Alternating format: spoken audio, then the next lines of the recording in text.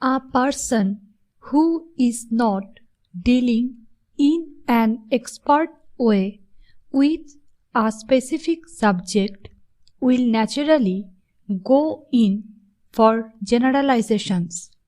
I am not expert, and so I can say many things about many subjects.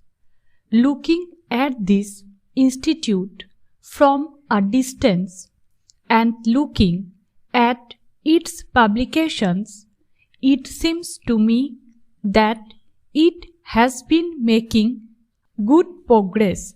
We have been told that similar institutes in other countries have begun to appreciate the work of this one. There can be no doubt about the importance of the work which you are called upon to do.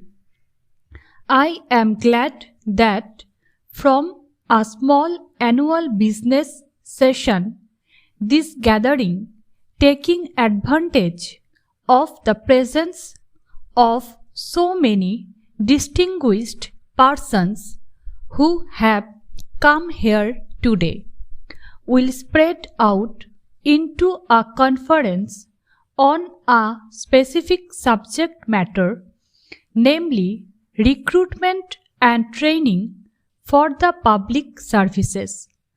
I feel that this is something really solid and worthwhile. I am quite sure that it will bear results. It may be that the results are not very obvious, but it will, any case, be an earnest discussion of subjects of high importance. I often wonder how we should approach these subjects. There are several possible approaches to them: the technician's approach, the professor's approach, and the man in the street's approach. I believe that most of you who have gathered here are either of the administrator type with actual experience or the professor type. Both types are very important, both having a fund of knowledge at their disposal. It may be said, however, that neither of these two types represents the man in streets approach. I do not think the man in streets approach is likely to be well informed or even very helpful.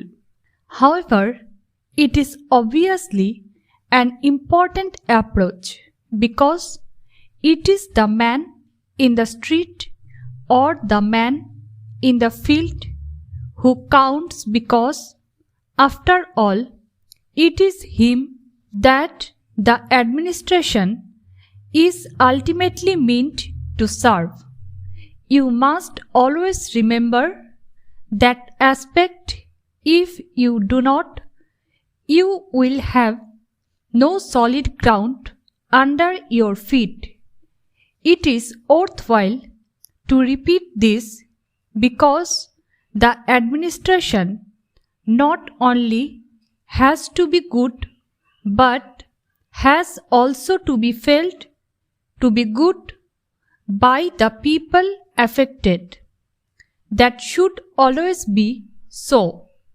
But it is necessary in a fully democratic setup because this is being first developed not only in this country but in many others too.